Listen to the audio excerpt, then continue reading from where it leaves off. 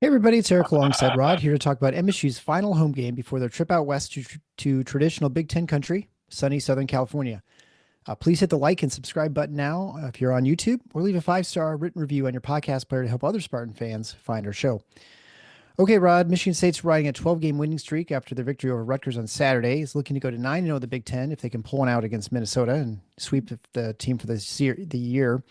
Unfortunately, for the Spartans, I guess you could say the Golden Gophers are a bit on a hot streak. They've won 3 of the last 4 games.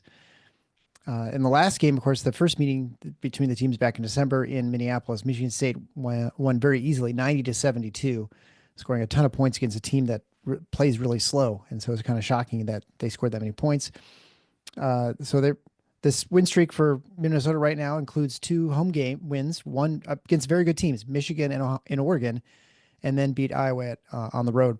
So that puts them at 11-9 overall, 3-6 in the Big Ten, which you almost wonder if that keeps them out of last place in the Big Ten at this point, the way Washington is playing. But so Yeah, games to be played. But it also puts them under 100 for KenPom. They're now 92nd in KenPom, and I think that puts every Big Ten team in the top 100 in KenPom, correct, which is correct. kind of a little surprising, I guess. So they now Yeah, have a reasonable chance to make the Big Ten tournament. yeah, I think that's true. Right now, if you're Ben Johnson, it remains to be seen what's going to happen. Minnesota is not a place that traditionally has been super quick pulling the trigger on firing guys.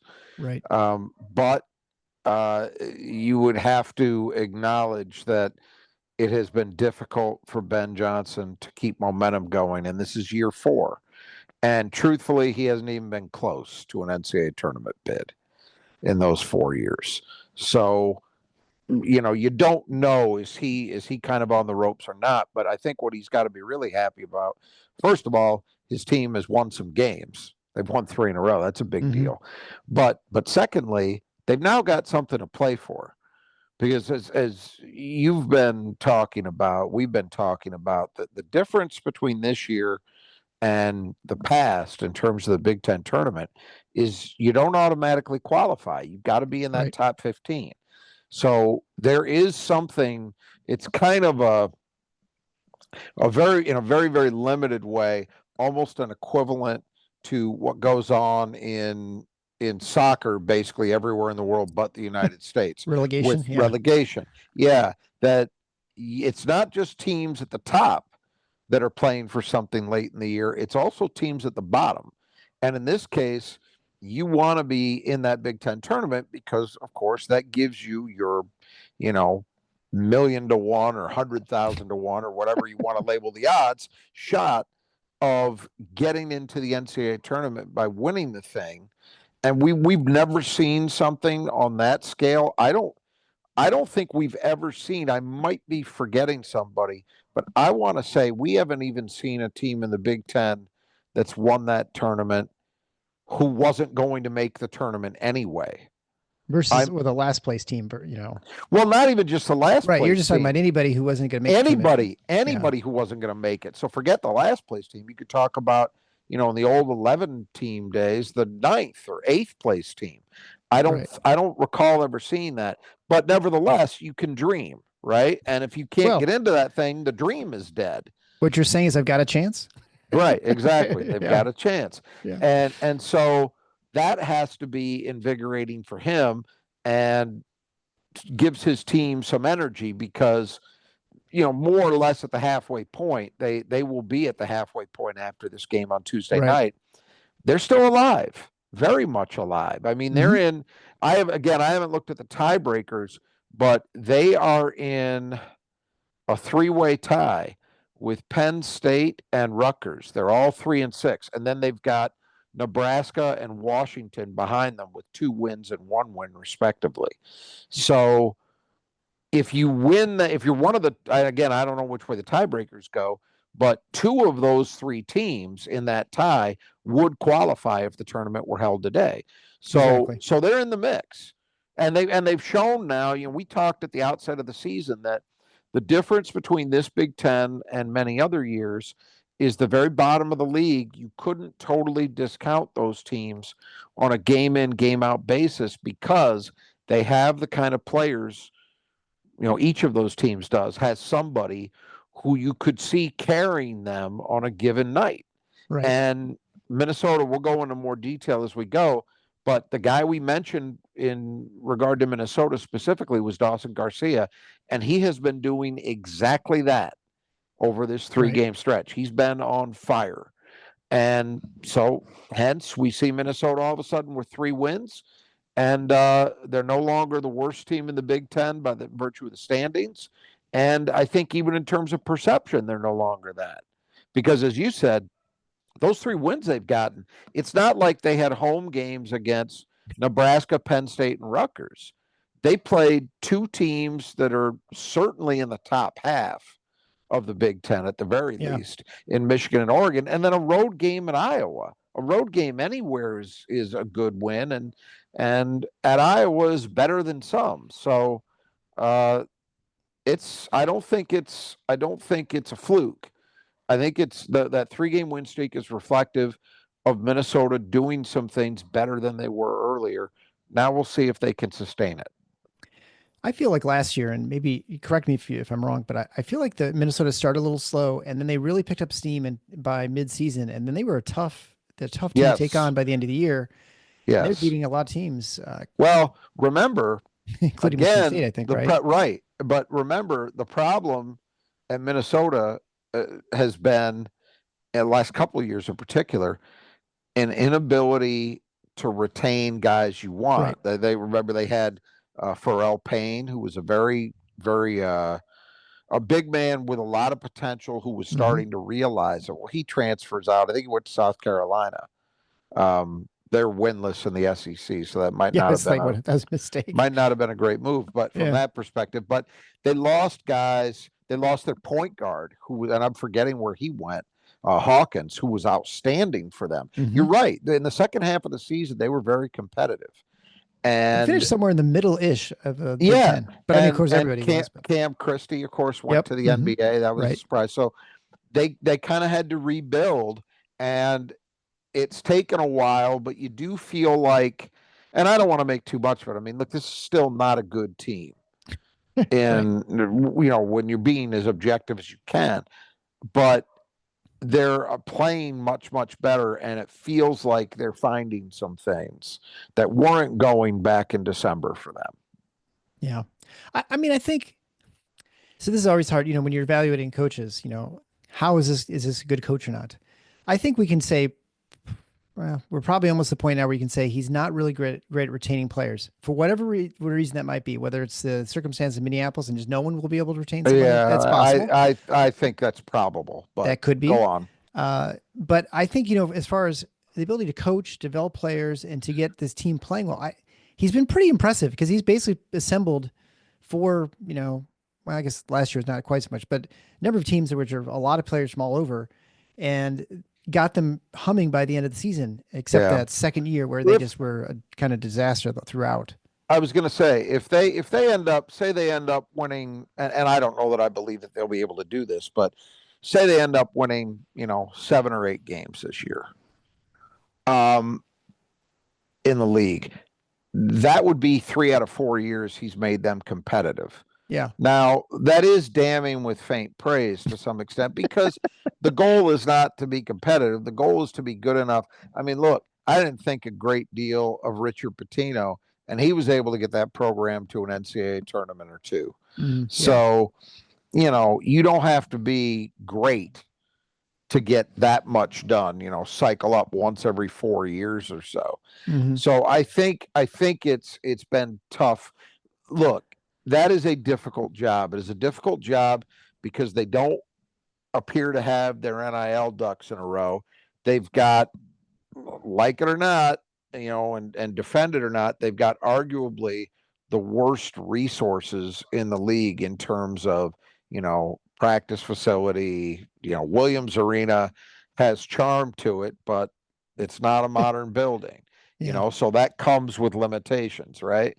So all of those things kind of play into making it a very difficult job. And that's just the reality. But, when I just said it's probable that he doesn't have, the ability to retain players is not so much on him. I only mean that in one sense. It's not on him in the sense that, well, the money is not there. It's not like he's got the Indiana NIL war chest and he's just not able to get guys to take the money. It's Right. not that. But I will say this, if it's going to change there, it's likely going to be because someone comes in and takes that job and forces it to change.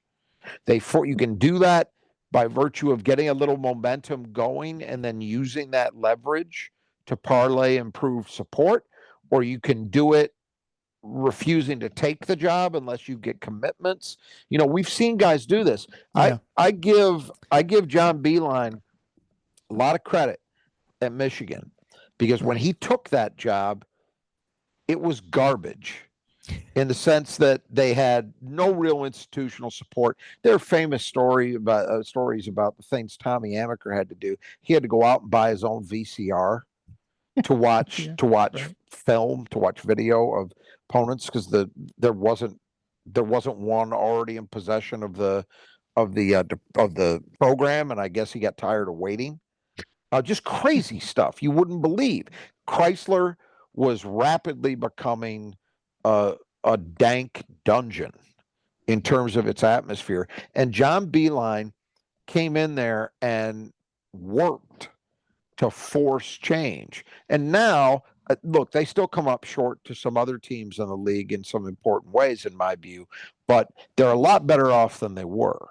And that was because a guy and somebody like Dusty May has an easier job because of what John Beilein did. So it probably is, and that's where you can say, well, Ben Johnson is not forcing anybody to make changes. Now, at this stage of the game, I don't know what leverage he's got, but that bit, I guess you could say fairly is on him. But it's a tough place. In the old days, you used to be able to say, well, I used to harp on this for years, that the key was Minnesota needed to put a fence around its own state, that the state produced enough talent to stock, even if you just got your share, to have a very competitive team in the Big Ten, but they were losing guys hand over fist. Bo Ryan's run at Wisconsin arguably was made in large part on the back of players from the state of Minnesota. Programs like Duke, Michigan State right now, Trey Holloman, kid from Minneapolis. Yeah. If I was a Minnesota fan, I'd say that kid shouldn't. And his mother played for Minnesota, women's basketball, obviously. So, I would, if I were a Minnesota fan, I'd say that kid should have never gotten away from us, but he did. Duke, Kansas, lots of programs over the years, besides even Wisconsin, have rated that state for players. But now it's even more complicated because, as we know, it's not just about high school recruiting. Now you've got to be able to compete for portal guys, and part of that is NIL, and they seem to be very short there as well. You can tell that. You don't even have to believe me or the words that anybody else is saying. Just look at guys they're losing, and that tells you something. And look at the kind of schools that they're getting new guys to come in from, and that tells you something.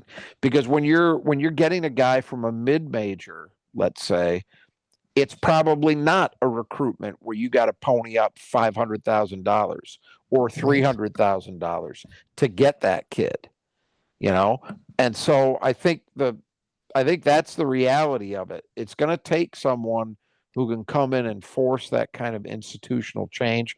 I'm not sure that Ben Johnson's the guy to do it, but he seems like a good guy. I think that the fact he's been able to take these disparate rosters year after year after year, and for the most part, at least get them to be competitive, I think that is worthy of some respect. Yeah, I agree. Well, we all know fences really don't work. Anyone from East Germany can attest to their failed state. So, maybe Minnesota's got the same problem. And as far as the NIL goes, I feel like there's a problem with, well, I mean, there'll be some revenue sharing next year, which may change things a little bit for the Big Ten teams, schools. Don't count on that. Well, Don't count on that. Yeah, And that's we've true. already got Title IX lawsuits being lined up. Yeah, That's yeah. not gonna. I'm very confident that is not going to roll out the way they think or on the timeline they think, and maybe not at all. But anyway, Yeah. All right. Well, let's talk about the Gophers a little bit specifically. When it comes to offense, they're 117th in KenPom, which means they're not doing very well.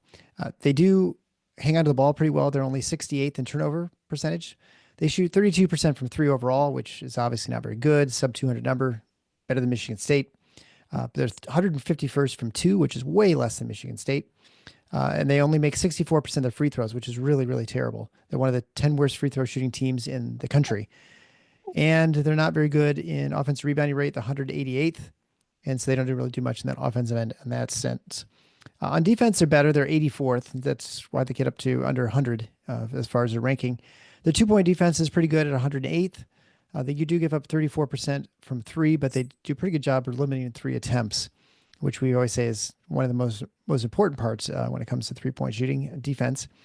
Defensive rebounding is not very good. They're 145th, which is allowing opponents about a 29% rate, which is okay. And then they don't force a lot of turnovers, so they don't really get the ball back. And as I mentioned before, they are slow. They are the very definition of slow. They play 357th in tempo, which out of 362 teams, they are about as slow as it gets. They're 341st in average length of offensive possession. And so that is what they try and do, is they try and maintain a slow pace tempo to get you out of your game, especially a team like Michigan State, which likes it moving fast. well, the simple part of it, and this is true in pretty much any clock-based sport. If you have a talent deficit, generally speaking, you're going to have better odds to pull off an upset if you can reduce the number of possessions in a game. Because, and this should just stand to reason, right? If one team is clearly superior to another, the more chances there are for each team to score, the greater the chance that water's going to find its level, right? Yeah. But if you can reduce the number of chances, you can get lucky. And some of that can be what you were just saying, that you can frustrate an opponent, blah, blah, blah. But it's even more basic than that. It's just, hey, if I only have to shoot it 10 times as opposed to 25, maybe I get lucky a few times, and that makes the difference. It'll certainly reduce the margin of victory, right? I mean, instead of losing by 12, you lose by 6. Now it's a 2-possession game. You hang around in the game longer, yes. And so maybe you hope the game pressure starts to be your friend and all of that. So that's the job for this Minnesota team, certainly going into a game like this. They are coming into it clearly. Got to be part of Ben Johnson's game plan. Say, by God, if we do anything in this game, we have to control the pace. Yeah. Because they don't do very much particularly well on the season. They're not a good shooting team, really bad from the line, but even from the floor, very bad. They don't do much at either end on the boards. They're okay defensively. They're not great. It's probably a little bit kind to call them solid, but that's about the most that you can say. Well, what are they, 82? I mean, you're stretching, for a Big Ten team, that's, solid. They're okay. But it's pace, the fact that they're not going to generally kick the ball around very much. So they're actually going to get shots up when they do have it. And then they just have to hope that things are cutting their way in a slower paced, reduced possession environment. That's the idea. All right, well, let's go through the lineup for Minnesota, brought to you by the Brothers Jester Gutters. So, friends, if you have gutters, which I'm guessing if you own a house or a business, you have gutters because you live in Michigan. And so Michigan has lots of rainwater, and you want to make sure that water stays away from your house. Make sure those gutters are functioning properly. They're not very sexy. They're not very exciting, but they're super important. So make sure you have them functioning properly. If you're worried about them, they're leaking, plugged up, something like that, the brothers at Just Your Gutters can certainly come out and they can take care of that for you. They got you covered whether you're on the east side or the west side of the state. So get a hold of Greg or Kurt. You can find ways to contact them on our support page at tffinots.com/support. There you can get 10% off. You mentioned Final Four. And again, they can replace things, they can fix them, they can clean them out, whatever you might need. Maybe you just need them spiffed up a little bit, like put some leaf guard on them or some other heaters that melt the snow. So call them now so they get on the ladders and take care of all that stuff, and you don't have to. And so they sponsor a player that Michigan State needs to keep in the gutter, which if you've paid any attention to the show over this year, you already know who it is, but we'll leave it in suspense for some time. So we'll start with the first starter we'll talk about is Mike Mitchell. He played. Did he play against Michigan State the first game? Sure did. Oh, that's right. Okay. And he had missed a bunch of games because of injury. He had 17 points and was 5-9 from 3. That's right, in the game. And he's averaging this season a little under 12 points a game, shooting 38, 37, and 74. And as you've mentioned many times, and even when I watched the last game with Minnesota playing, they were playing Oregon, very kind of streaky shooter from 3. Yeah. Yeah, that's his thing. He's not a guy I would describe as a pure shooter, but he can get hot. He can go on a run in a game, hit 3 in a row, and maybe he'll miss the next 5. But they need what he brings them. It was a big deal getting him back, and he came back with a bang. That Michigan State game was his first one. I don't recall if it was the first one he'd played on the season, but it was the first one in a while. Yeah. And he came right out of the chute and hit him hard. He's an important guy because he does give them that perimeter scoring production. He's also one of a few guys that kind of shares ball handling responsibilities. They don't, in the starting lineup at least, they don't really have a true point guard. They got a few guys that share playmaking, and he's one of them. So he's important there as well. Then we have Lucé Patterson, 6'2", transfer from Charlotte, averaging a little under 11 points a game, shooting 35, 27, and 74, and leads the team in assists at 4 a game with a 3.5 to 1 assist to turnover ratio, and also does all that while playing a little under 4 rebounds a game. Yeah, he's been a solid addition. I mean, they would like that 3-point number to be better because he does take a lot of those, but he's been an important addition. We mentioned the guys they lost. They lost Elijah Hawkins, their point guard last year. They lost Cam Christie to the draft. They brought Mitchell back, but they needed a couple of other guys, and he was one they added. And I think he's been mostly as advertised. Again, they would like a little more in the way of consistent 3-point production, but everything else, he chips in as a rebounder. He does usually find ways to score some, and he's been a solid playmaker for him. So overall, I'd say a pretty good addition. Yeah, that was the real difference from last year's team versus the other 3 teams that Johnson's had. They were really good outside shooting team with Christie and Hawkins and Mitchell for the whole Mitchell, yeah. Mitchell for the whole year, and Garcia chips in. So yeah. Garcia as well. Yeah. They were a pretty good shooting team, and that's been now they're kind of back to sort of the mean, I guess, for them. Yep. Next would be Femi Adukale, 6'5" senior from New Mexico State. This is his 4th school that he's played for. He's averaging 6.3 points a game, 4.8 rebounds a game, shooting 42, 21, and 47. Has 3 assists per game, but don't let that fool you too much. He also has a lot of turnovers. So a little less than 1-to-1 assist turnover ratio, or a little above, I should say, 1 to assist to turnover ratio. But 67 assists, 40 turnovers for the season. Yeah.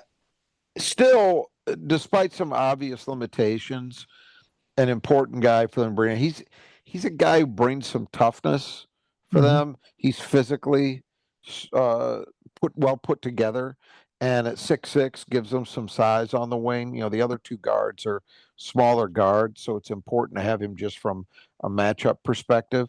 And yeah, he's not the most efficient player, but he's capable of making plays for others. He's actually second on the team in total assists, even though his ratio isn't as good as some others. But he's he's capable there. The one thing he really does not do well is shoot the jumper. That's obvious. But he also can score in other ways. And he's not a guy they ask to score a ton of points anyway. He's just kind of a glue guy type of player for them, I think. Then we have Parker Fox, 6'8", 220 pounds, super senior, who's, I think, picking up his 4th Masters right now at this point. Yeah. He missed a couple years from injuries, and then he had the COVID year. And so I think he's like 26, or isn't he? Quite seriously. He's pretty close to 26, 27. I think he is. He's averaging 7.2 points a game, 3 rebounds a game, shooting 62, 25, and 54. Kind of reminds me of that the girl who I kept in the marching band for like 8 years. Um, he doesn't shoot many shots from outside. He's mainly a guy who goes inside. And I think, he had a really good game against Michigan State a couple years ago. We sort of barely Last year. mentioned. Yeah. Last year. It was last year? I thought it was the year before that he first came back, I but think maybe not. no, it was last year, and he absolutely torched Malik Yeah. Hall. It was crazy. Anyway, so he's on the Yeah. team still. Yeah, look, the 62% overall tells you, I think he's 1 for 4 from three on the Yeah, season. right. He's not taking threes. Layups and dunks, right? Yeah. He's right. He plays within himself. He's also another guy that brings some toughness, some grit. At this stage of the game, with the number of lower body injuries he's had, I don't know what he was like as an athlete when he was healthy, but he's not that now. So he's athletically limited, which is what was so frustrating about him torching Malik Hall right. last year. But he's an important guy too, because he knows how to play. He has limitations, but he generally plays within them. And so, he's been a valuable guy. He certainly has plenty of experience, as they say. Finally, we have for starting lineup, we have Dawson Garcia, Minnesota 6'10", everything senior. He's averaging 19 points, 7 points a game, 7.4 rebounds a game, shooting 50, 37, and 76. He also has 4 3 attempts per game, 6.5 free throw attempts per game. So he's kind of all over the place, able to score. He scored 18 against Michigan State in what I thought was a fairly quiet game from him in some respects. He was 5 for 13 from the floor. He had to really work for that. And I feel like he scored a lot of his points near the end of the game when it really didn't matter. Yes, that's true. And he got to the line a lot in that game, and some of that came late. Look, it doesn't get a lot of notice because, again, Minnesota is not a glamour team in the league. Until this past week, they were mired right at the bottom of the conference. Yeah. So nobody really pays attention to them. But I have to think about it. I don't know among front court players how many guys are having a better year than Dawson Garcia is. I'm just kind of real quickly going through in my mind. Maybe, Trey Kaufman-Renn at Purdue would be a guy that you could talk about. Maybe the two big kids at Michigan you put in that conversation. Not a lot of others. Not a lot of others, because he does everything. He's a true 3-level scorer. So what makes him so tough is he's like 6'10", 6'11", probably about 240. So he can back you down, post you up, and score in the paint. He can also face you up and take you off the dribble. He's mobile enough to do that. And he can hit the three. As I said in the notes, he's averaging 4 attempts per game. So he's taking a fair amount of them, and he's hitting 37%. So he's somebody you got him, and you may remember, fans may remember, he really hurt Michigan State in a game last year from 3. So we've seen it. This is a guy who could beat you all those ways. Oh, and he also gives them a little bit of rim protection, and he's their best rebounder. So he really has, I give him a lot of credit, because he was a guy who was a McDonald's All-American, started out at Marquette, then he spent a year at North Carolina, and it just didn't come together for a variety of reasons. I think there might have been some injury trouble there, but also, particularly at Carolina, you're generally going to be surrounded by a lot of guys who can also play, and sometimes you get lost in the shuffle. And I think that's what happened. But he's come back to Minnesota and really lived up to that billing. He eventually got there. And right now, again, I don't know that he's going to have much of a shot unless they really go on a run to be first team all Big Ten. But I could probably make an argument for it. I'll say this. I don't know that there's a single individual player that is more critical to his team's success than is Dawson Garcia to Minnesota. That's probably fair to say. I think you can make a good case for it. So he's a load. He's a problem. Well, we can remove all suspense and just say that he is obviously the player to keep in the gutter for Minnesota. Yep. That's 100%. Who you predicted this summer and last game and this game, and nothing's changed. No. Moving on to reserves, we have Isaac Asuma, 6'2" freshman, who is a developing guard. He's averaging 5.6 points a game on 43, 39, and 55 shooting. He does have a not quite 2-to-1 assist to turnover ratio, so not terrible, but okay.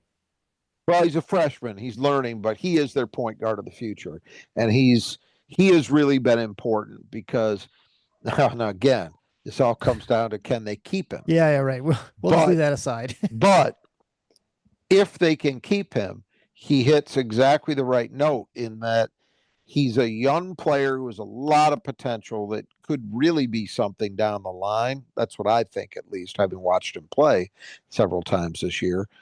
But he's also good enough to help you right now in a role. And they need that. They needed at least one real guard to emerge that could give those guys a blow now and then, those starters. And he's been that and then some. Next, we have Frank Mitchell, a different Mitchell. They have Mike, and now this is Frank. 6'8", 240 pounds, transfer from Canisius. He is another big body, obviously, averaging a little over 4 points a game, 3.6 rebounds a game, plays about 14 minutes, shoots 60% from the floor, paltry 46% from the line. So it's kind of obvious what his role is for the team, to take up some space, to get some garbage buckets, and to kind of just hold down the fort while some people get a little bit of rest since they don't have a very deep bench. He gives them a big body, which they need. Fox as the starting four competes, and he's tough and he plays hard. But he and Garcia, there's not between the two of them is there somebody who just kind of occupies space. Yeah. And Mitchell does, and that's helpful in the Big Ten to at least have somebody that can come in and do that for a stretch. He can do that. So he's been pretty effective in that role, I would say. Obviously, he's one of a bunch of guys in this team that are just abysmal from the line. So that's a weakness, but particularly for a big man like him, where he could get fouled. It's realistic that he could find himself on the line, maybe more than a perimeter player. And when you can't even hit 50%, that's a problem. Next, we have Oregon transfer Brennan Rigsby, 6'4" senior, averaging 5 points a game on 34, 23, and 73 shooting. So obviously his shooting is not very good, which is why he's not playing a ton of minutes. It's really not a starter. Well, and he's really seen his minutes decline over the period of this win streak. I mean, he had been playing a lot off the bench, and lately he's getting, when you look at the box scores, like 5 minutes here, 1 minute there. He had a did not play recently. So he was brought in from Oregon. The sense I got is there was one thing in mind. We need shooting. And this is a guy who's proven he can shoot at the high major level because he actually shot pretty well from three at Oregon. That has not translated this year to Minnesota at all. And I think the fact that it hasn't translated is why you're seeing his minutes decline. But it wouldn't be surprising to see him get a turn or two against Michigan State. Next is Trey Edmonds, 6'10", 250-pound senior, transfer from UT South San Antonio, averaging 3.1 points a game, 2.7 rebounds a game in about 9 minutes, shooting 55% from the floor and a really terrible 36% from the line. Yeah, another big body, not playing a huge role, but you can always use some size, as Michigan State finds out virtually every game. if you've got multiple big bodies, you're gonna eventually find a use for them in this conference. Finally, we have Caden Bretz. He's 6'8" sophomore, averaging 1.5 points a game in 6 minutes, shooting 47, 40, and 50, obviously in very limited volume. Yeah, not playing a ton. Not sure why, because the shooting numbers would suggest, oh, maybe he should get a few more chances, but that hasn't happened. His playing time is sporadic, and I wouldn't even say the only thing that makes me lean toward us probably seeing him in this game is that it's hard to play against Michigan State if you're not rolling in a decent amount of players, right? To try to match them. Certainly foul pressure. That too. But yeah. All right, so we go to Who Cleans the Glass Best, brought to you by the Squeegee Squad of Grand Rapids. So it is warming up a little bit outside. It's in the 20s. So now's maybe time you want to think about calling the Squeegee Squad of Grand Rapids. They can come by and clean your exterior windows. They can come inside your house and clean inside your windows, the windowsills, the screens. They get those windows cleaner they've been probably since you bought the place, right? So check out the Squeegee Squad of Grand Rapids. You can find ways to get a hold of them and at our support page at thefinalfoursontheschedule.com/support. Troy and his team will take great care of you, great pricing, and also obviously with the discount for listeners, makes it a no-brainer. If you need some rooms repainted too inside, they're doing that this winter. So that's an opportunity as well. And it's a very large region. It's not just Grand Rapids, includes what's called the larger Grand Rapids area, even bigger than like the Detroit metro area. They could Kalamazoo, they go out to Lansing, they'll go kind of wherever. So check them out. You won't regret it. The Squeegee Squad of Grand Rapids, who hosts our really dumb Who Cleans the Glass Best competition between Rod and I. We have to guess who cleans the glass best for Michigan State.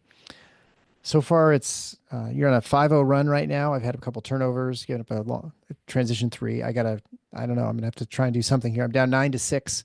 I still have a lot of games left, but it's getting to the point where I might start having to put you on the line here if I don't start turning things around. I get to pick first, which maybe helps. I go with Kohler, and and then it's your turn, your pick. I'm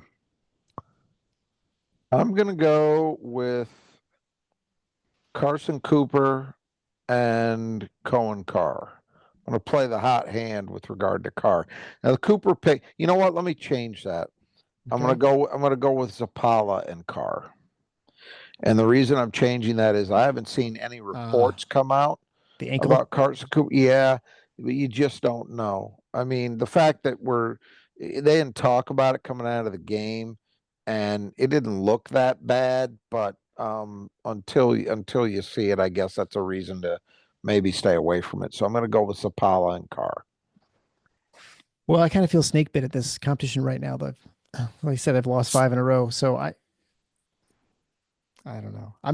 I'll go with Akins, and I'm almost tempted to go with Cooper just because maybe he'll come in. Yeah. And you know what? I'll just go with Cooper. We'll go with Cooper and Kohler. Okay, I think it's a reasonable gamble. Yeah. What I should have done is actually done some research and figured out what's going on with him. But there isn't anything out there right now. I suppose if there was, you probably would have stumbled across it. So yeah, and I would have taken him. So, all right. Well, we'll see what happens. I guess. Hopefully, we'll get a win and get back on the winning track here. So that brings us to the 5 keys to the game, brought to you by Nudge Printing. If you're watching YouTube, you can see my really sweet quarter zip, super comfortable, great colors. You can't get this specific one because this is our branding. We'll have to, I don't know, maybe later this spring we'll put it up. We'll offer up shirts and stuff. I'm not quite sure. I'll talk to Gabe. But Gabe and Brittany run Nudge Printing out of Portland, Michigan. They have licenses for all the Michigan State gear. They have their own stuff they make too. Like they made some custom hats. They've got fat heads you can put on the wall. They got all kinds of things, a huge selection. And I would say all their clothing that at least I've gotten, jackets, hoodies, t-shirts, the quarter zips, super high quality stuff. If you want to get the stuff that the coaching staff is wearing, they sell it there at Nudge Printing. So like that basketball Sparty when that, I don't know, it's like a neon green. I'm not a fan of that color personally. But some people think it's really great. My kids love that neon color, which I don't know. It just seems like a crime against humanity when the Michigan State wears those, but whatever. Anyway, you can get it over at Nudge Printing, 20% off. You just type in Final Four at the coupon code and check out as a listener of the show. And so the first key of the game is depth. And this is something that obviously Michigan State has an advantage with that we talk about all the time, but Minnesota really struggles with depth. They only play about 7-man rotation. So can you take advantage of that and really force them into their bench, which we've talked about really struggles? That's not literally a 7-man rotation. They're typically playing 10 guys, but right. But I mean, when we talk about Michigan State in a 10-man rotation, that's 10 guys averaging at least 13 minutes a game. Exactly. Yeah. For Minnesota lately, as I mentioned, with regard to Rigsby, but it also applies to Edmonds and to Betts as well. These guys are playing like 4 minutes, 1 minute, 5 minutes. It barely counts. Right. Yeah. So truthfully, it's the freshman point guard and Mitchell that are the only guys coming in off the bench. That's a hard thing to do if you're going up against Michigan State, to try to go into a game and think that you're going to be able to get through it only playing 7 guys. And again, I don't count, if somebody comes in and plays 4 minutes, that doesn't really count. Yeah. Very difficult to do against a team like Michigan State. And I think it's why it's absolutely paramount for Minnesota, as we'll get into in a second, that they control pace, because Right. the only way they survive that, in my estimation, is if they can shrink the game. Mm-hmm. Yeah, and we saw that. I want to say the first year, maybe the first 2 years with Johnson, pretty The first pretty year they had a limited. Yeah, six limited bench. six-man rotation, and that And was a by the end of this, strict yeah, 6-man rotation. end of the season, they were ground down to a nub. I mean, those guys Yeah, really struggled at the end of the year. yeah. Even if you're controlling pace and you're playing slow and all of that, even if you do all those things, it's still going to be really, really hard to get through it with only 6 guys. So that brings us, as you just mentioned, to pace. As I mentioned before, there are only a few teams in America that play slower than Minnesota. Out of 362 teams, they're 357th. So they are really, really, really slow. Michigan State had a huge edge and fast break points against Minnesota, 27-2 back in Minneapolis. I would be shocked if it was like that again, because I'm sure Minnesota will Yeah. change their strategy so that doesn't happen again, because it So just totally destroyed them. But that obviously they want to try and prevent that, as you mentioned too, just because of the depth issue for them. that's a high bar to Yeah. think that Michigan State's going to repeat it. But the general point is the same.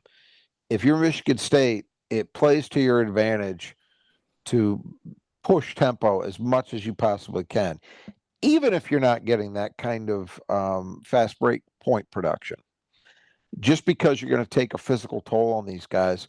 And you're either going to force them to play guys more minutes, which means if they're already in the rotation, which means that hopefully over the last 8 minutes or so of the game, they're tired and you can Yeah. exploit that.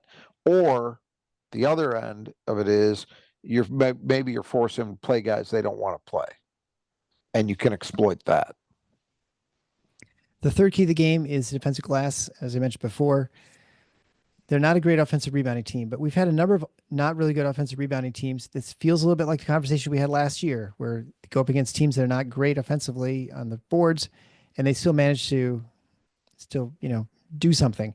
Minnesota, you would think, since they got torched on the transition last game, would not send a ton of people to the boards and try as hard. But it's something Michigan State's got to get better at. They certainly, if they want to try and get where they want to go, I think they have to start shoring this up a little bit. Yeah, it's been a problem now for too long, in my estimation. And I'm sure if I'm seeing it, I can't imagine Tom Izzo isn't He might have blasting noticed. about it. So they're slipping. I mean, their defensive rebounding rate, which remember, there was a stage I think they were bordering on, or maybe were even in the top 10 I think they were nationally. 10th, yeah, and then now they're They're 31st or something. they're coming close. I want to say they're 37th. I've got the Okay. number, but they're closing in on falling out of the top 40. And if you watch the last several games, you'd believe it. Yeah. So they've got to stop that now. That is a problem you cannot live with if you're Michigan State. Giving teams second chances, third chances cannot happen. No excuse for it happening. Got to stop it now. And the fourth key of the game is turnover. So we always talk about the opportunities to score, whether you get extra opportunities by getting offensive rebounds or preventing your opponent from getting offensive rebounds, and then also turnovers. Obviously, when you turn the ball over, you can't score, and so you want to try and not get blown out at the turnover rate. Michigan State was good in the first half last game against Rutgers, and they had a not really great second half where they had over 10 turnovers in the second half. 5 of them in the last 6 minutes, and this has been, again, another ongoing theme. Now, they had seemingly cleaned it up. The last three games, they averaged fewer than 10 turnovers a game prior to Rutgers. So it felt like they were getting, even in those games, they would have a rash of them where it led to some easy points for the other team, where they commit like 3 turnovers in 4 possessions, something like that. Mm-hmm. But for the most part, on balance, they seem to have cleaned it up. Well, that went out the window in the second half against Rutgers. And again, Rutgers, I give them credit because I did think they were more aggressive than they normally are defensively. But that's not a team that over the course of the season has done much in the way of forcing turnovers. Neither is Minnesota. But as we've seen, that's not necessarily required for Michigan State to have a problem. Yeah. So they gotta tighten it up. This is not a standard Tom Izzo team by any means. in terms of this area. They are middle of the pack nationally. Tom Izzo teams historically have tended to be fairly deep in the bottom half in turnover percentage. So it's not to disaster levels, but you would really like to see it tightened up. And honestly, there's no excuse for it because this team plays so many guards, and even the guys who aren't guards, this is a very good passing team. There's no excuse for it. And the fifth and final key to the game is Garcia. So he's their everything guy, and he's a matchup problem, similar to Ace Bailey was a matchup problem for Rutgers. Guy's 6'10", he can score at 3 levels. He's obviously a different player than Bailey, but he's 26 points a game in the last 3 games. So clearly he's a large part of why they're winning so many of these games. He's absolutely elevated his play of late. There's no doubt about that. I think he's actually a tougher cover than Ace Bailey because he does one thing that if you saw that game, the one thing you really didn't see Ace Bailey do is do a lot of damage in the paint. He might have had a putback or two, but I mean post-ups or, plays where he just kind of got himself around the rim. That didn't happen much. Dawson Garcia can and will do that. In addition to all the other things. I'm not saying he's a better prospect, of course. That would be ludicrous. But in terms of what he does on the court right now, I think Dawson Garcia, at this moment in time, I think he's a tougher cover. And he's obviously a huge key to what Minnesota does. That's stating the obvious. So for Michigan State, I think one of the primary reasons that was an easy victory in Minneapolis in early December is that they made Dawson Garcia an inefficient player. And so when you do that, that's going to make it very tough for Minnesota to be competitive. What's changed these last 3 games for them is Garcia has been ultra efficient. And he's, of course, taking a lot of shots. He's getting a lot of free throw attempts. So he's doing all of those things. He's doing them very efficiently. That is a big part of what's driving this success. So the challenge for Michigan State is find a way to make him inefficient. Now, the good news is Michigan State's got a lot of cards to throw at this guy. You start with somebody like Cohen Carr because that's what's on everybody's mind, as it should be after the job he did on Ace Bailey. Again, I think it's a little more challenging for Cohen here because Garcia will take you down low, and Cohen's given up 4 inches, 5 inches. So maybe a little more challenging for him in this game as an individual matchup, but I think he can definitely help. I thought Jackson Kohler was a big part of the success in that first game. So we'll see what he's up to. Xavier Booker, obviously, has been playing better defensively, physically, in terms of athletic tools. He's another guy that can help. And then it remains to be seen how big a role Carson Cooper can play. If he's more or less normal, then he's yet another body you could throw at him because Carson has the footwork, the athleticism, the mobility to hang with Garcia. And yet he's also got better than anybody else, actually, better than any of the other 3 guys I just mentioned. Carson's got the physical frame to at least hang with this guy in the post better than anybody else. He can match him in terms of his size, his length, strength is closer. So he's actually the guy I would feel probably best about from an individual standpoint. But again, it remains to be seen how much Michigan State gets out of him. He may be totally fine. We're recording this on Sunday night. We just don't know. We're not going to hear anything about that until tomorrow. Yeah.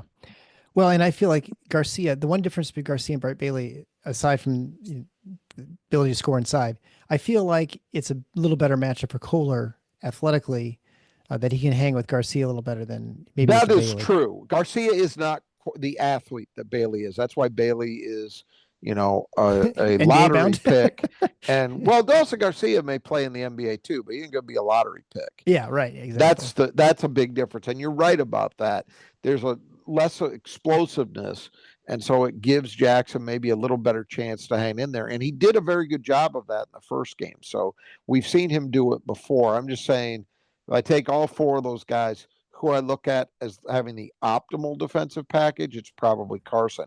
But the nice thing is I was able to list 4 guys. Yeah. So they got a lot of players. And we get back to that depth.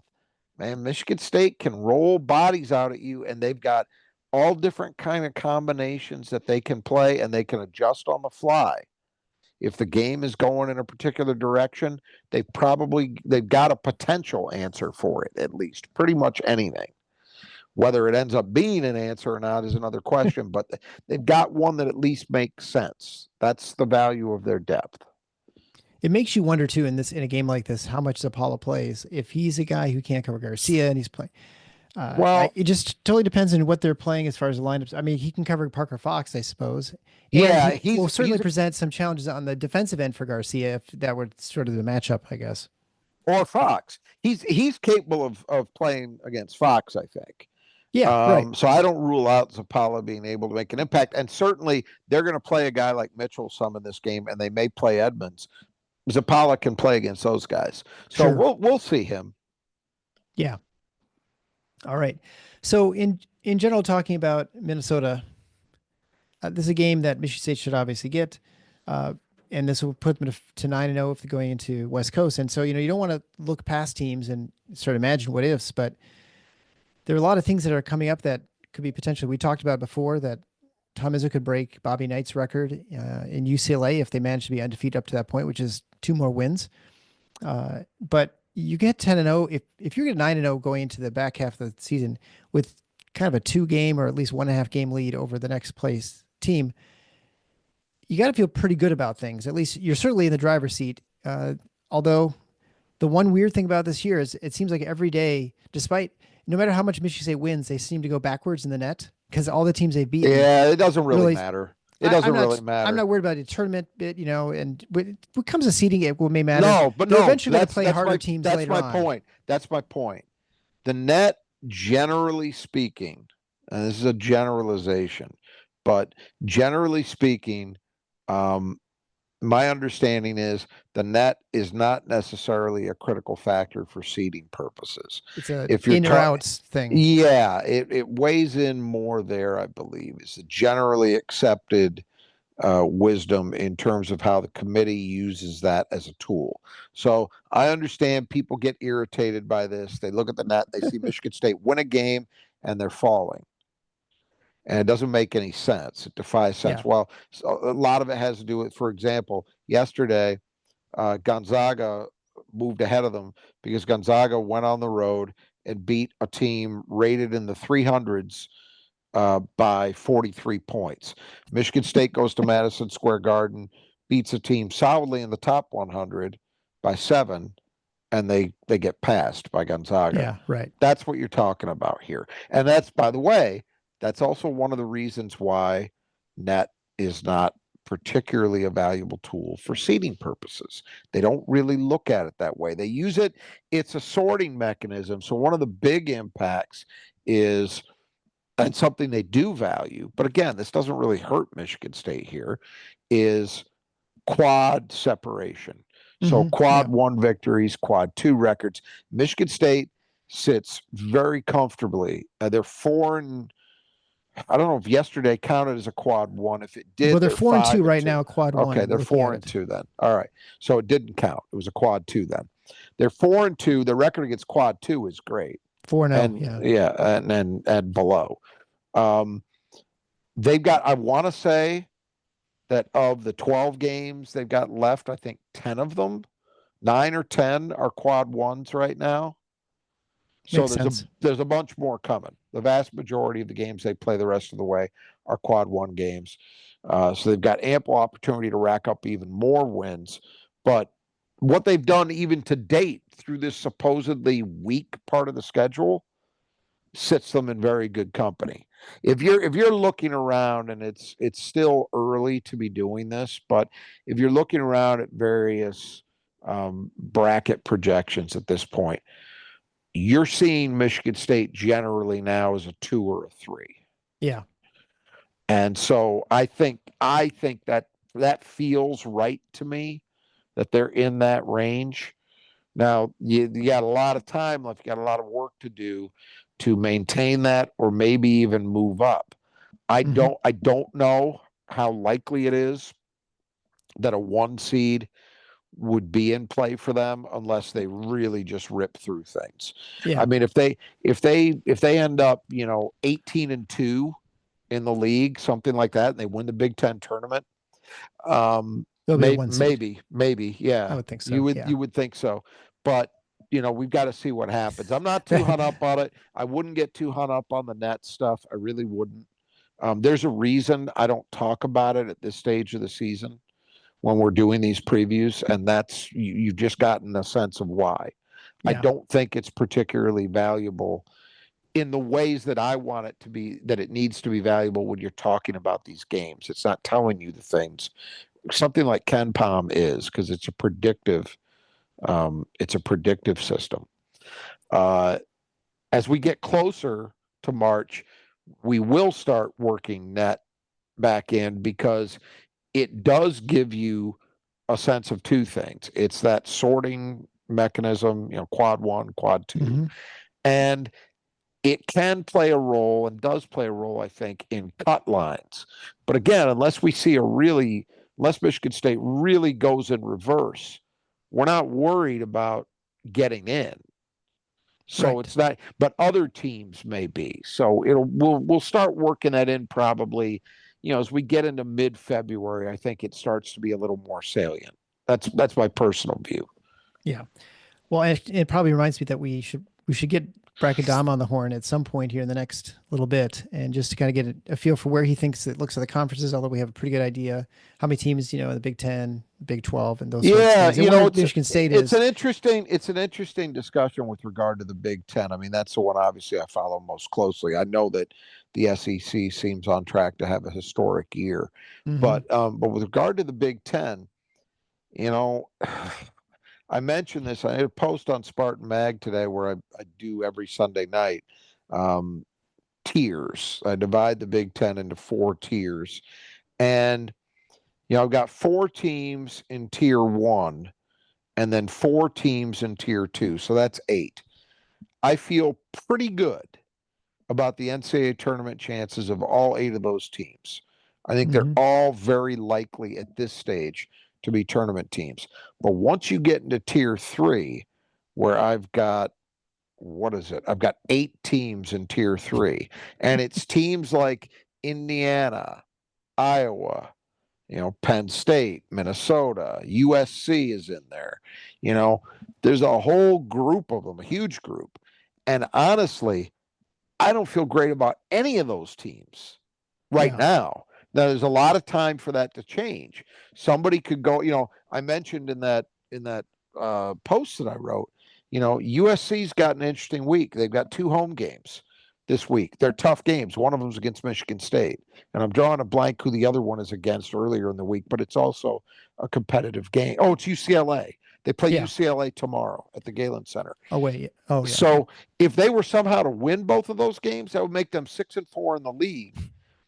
And then maybe, I've had them dead and buried. No way in hell did I think they were a tournament team. But at that point, maybe you could start squinting enough to see. So we'll see continued shakeups. But right now, there had been some talk that earlier in the year that maybe the Big 10 was on pace to get 10 or 11 in. And I'm having a hard time buying that at the moment. Again, we'll say I would like to hear somebody like Dom's take on it. But I think if you look around, you're starting to see that. Like 9 seems to be the ceiling. And I'm betting next week, most people this week probably had Indiana in. I'm going to guess that most people have them out now. And I don't know that anybody else in the Big 10 has yet jumped into their place. Right. So it might be 8. The 8, I feel good about those 8. But anything beyond that, hey, a lot of work to do. Yeah, and of course, in conference play, you just beat up on each other, and so it's entirely possible that you either get a lot of people just right on that bubble line where they can squeeze in, or by beating up each other and all having about the same record at the end of the season, like a 10-10, you may have a bunch of teams just miss it because of what's going on in other conferences, right? If you have too many teams right on the edge, it can cut either way depending on what's going on elsewhere in the country. And it's like every year we say this, it comes down in large part, it's going to come down to how many bid stealers do you have? Right.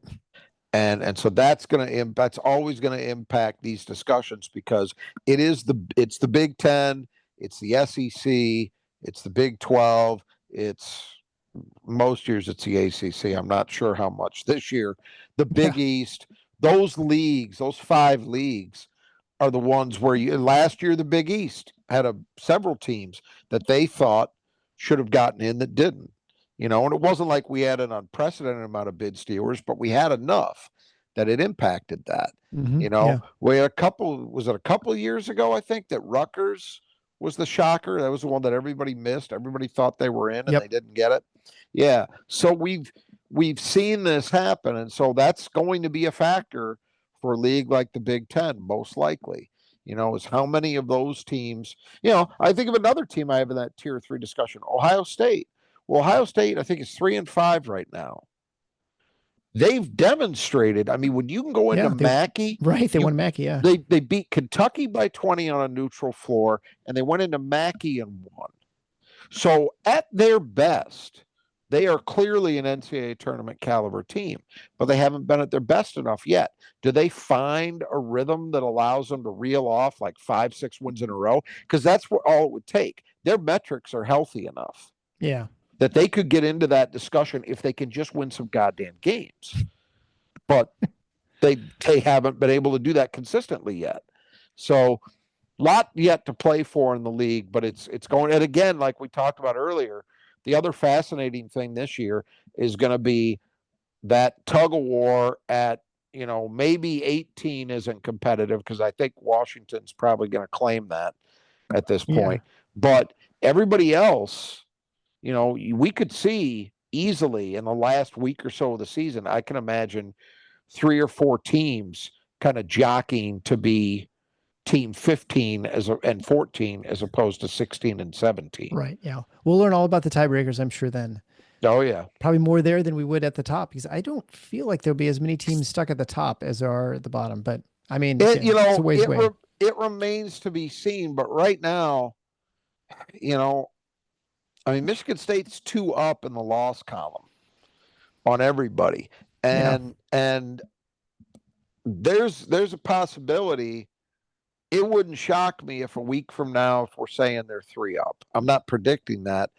I'm just saying there's a possibility for it, because I don't think Michigan State's going to lose this week.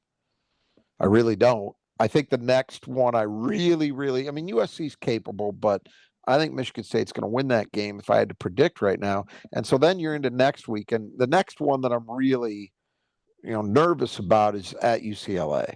Yeah. That's the one where, you could see it happening. But man, they're doing right now. It has gone about as well as you could have asked for it to go, because nobody had Purdue losing to Penn State or Ohio State, and yet they took those losses. So they're 0-2. Michigan has taken, they've taken, I don't think it would have been surprising, other than a positive surprise, for them to be 6-2 at this point. But once they got into the season, for them to take losses against Minnesota and Purdue wasn't surprising, but the way they took it was, that feels like, and then everybody else, Wisconsin's got 3 losses, but are you buying them yet? I don't know. And then everybody else has got 4 or more. Yeah. So they're building. Michigan State has gone about as well as it possibly could in terms of building in some breathing room at the top of this thing. I do like the fact that because of the depth of Michigan State, I feel like they're a little bit more resistant to 2, 3, 4 game losing streak, just because they have enough players who they find a combination that's going to work. I say that, and then we may have a game or two where you're just nothing seems to be working, and they just seem broken. And I feel like that happens most years for like a 1 or 2 or 3 game stretch. It usually does, because it's a really hard thing to go through a full schedule like this, a 20 game schedule, and be on it all the time. And, injuries could play a part in that. Yeah, and other teams get hot outside of your control. Yeah, the team, look, I'll guarantee you Michigan and Oregon weren't thinking very much about the likelihood of losing to Minnesota, and yet there they are. So it can absolutely happen. The biggest thing to me about the depth, besides the obvious things, which are, that they can wear people down. They're generally fresher. They're more energetic, all of that stuff. But the other thing that really helps with Michigan State, and knock on wood, it's something we really haven't had to have tested, but boy, we've seen it in other years. I think derail seasons for a while is injuries. Yeah. If they had somebody hurt, they are really built well to withstand it because there's nobody you can look at. Look, in an individual game, anybody could matter a lot not being there, but they're not built the way we've had teams in the past. You're like, God, if that guy goes down, we think about what Michigan State had to do. What was it, 2 years ago When Tyson got or hurt? 3 years ago? No, not Tyson. When 2 years ago, when Jaden Akins and Malik Hall were out of the lineup. Oh, yeah, right. And so all of a sudden, you had Pierre Brooks having to play big minutes. Jason Whitens. Yeah, but Pierre in particular, because Whitens was just kind of playing. Pierre playing big minutes in that tournament in Oregon and coming out of there for a little while too. And he was just not up to it. Yeah. He couldn't do it. You don't have those, at least I don't have those concerns. If somebody went down in the starting lineup, hey, we see it every game. There are games Michigan State's reserves put more points on the board. They're more productive than the starters. Yeah. Right? It was that way against Rutgers. So it doesn't necessarily, if Jackson Kohler got hurt for a few games, are they dead in the water? No, because they can put Booker in there. They can play Carr and Fiddler at that position. Like they've got ways to address this stuff. Yeah. And that's a huge advantage. I don't think there's anybody else in the conference that is in that position. If I look at Purdue, if Braden Smith or Kaufman Wren were to get hurt, big problem. Major league problem. Wisconsin, if Blackwell or Tanjay got hurt, big problem. Michigan, their guys, if they lost Wolf, I don't know what they do. Michigan State is not in that position. They're just not. And that's not to say that they can, injuries wouldn't hurt in some ways, but you know what I'm saying? Yeah. They are built so uniquely, even from any other Michigan State team I can ever think of, because they've had depth. This isn't the first time they've had 10 guys in a playing group, but they haven't had this. There's always been a pecking order, and you say, well, there's a guy or two that if we were without him, that's a major problem. We're not just going to be able to replace that. I don't look at it with this team. I don't know who that would be. And that you can, most of the talk about that stuff, well, you don't have an alpha, has been on the negative side. People don't look at the positive side of it. The positive side of it is you're kind of inured against the serious impact that one injury could have. Now, if you start getting multiple guys hurt, different story. Yeah. But that's going to be a problem for any team ever. If they are built in a way to withstand that most teams just aren't.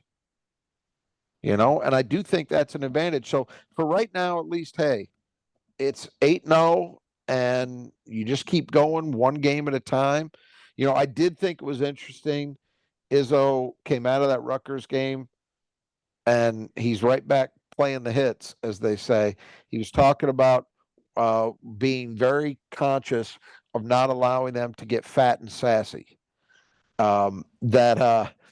That he sensed for the first time a sense of entitlement, selfishness. Now, we've talked about this before because there's been at least one other occasion this year where he came out of a win talking kind of in that way. And our sense was, hey, he saw some early signs of it and he's just putting a stop. Yeah. Because he knows what this team can be. And so it's serious. It's ultra serious because he knows what kind of path they're on. And it's like zero tolerance for that stuff. I mentioned it in the post game. I thought Jaden Akins' shot selection was not good against Rutgers. Yep. I have a feeling that's part of what he's talking about. It doesn't mean Jaden Akins is a selfish kid at all. Don't get me wrong. But it just means that the way that game unfolded, you maybe saw Michigan State falling into some habits you don't want to see.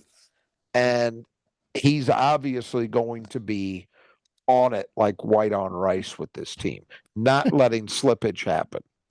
And so it'll be interesting to see what we find on Tuesday, if we see a little less of that. Guys taking bad shots and, trying to make home run plays and that kind of stuff. Well, I was promising myself that I'd write down where we were going to be for the pep rally. Now you have to register for it ahead of time. I don't know if it's a Spartan Advancement Fund or something like that. You have to go to the Michigan State website. I can't remember exactly. Anyway, we will be at the pep rally before the USC game on February 1st.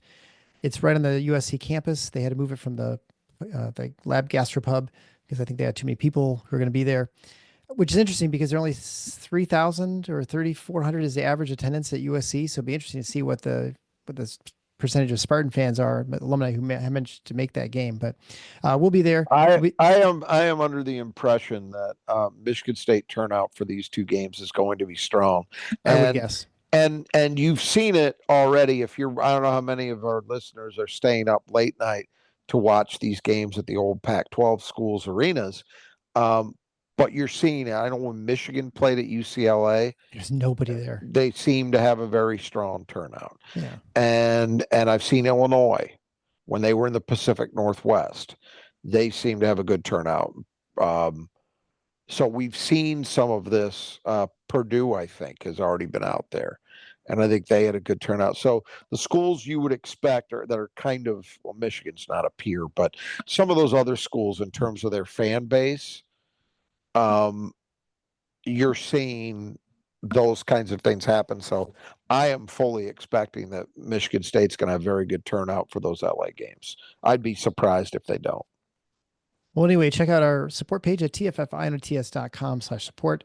Again, if you've not yet subscribed to the show, either on your podcast player or YouTube, please do so now. We're almost up to 500 now on our YouTube page. It's actually grown quite a bit, quite fast, just in the last, month that I've sort of been changed the format a little bit. So continue visiting us there. We appreciate that.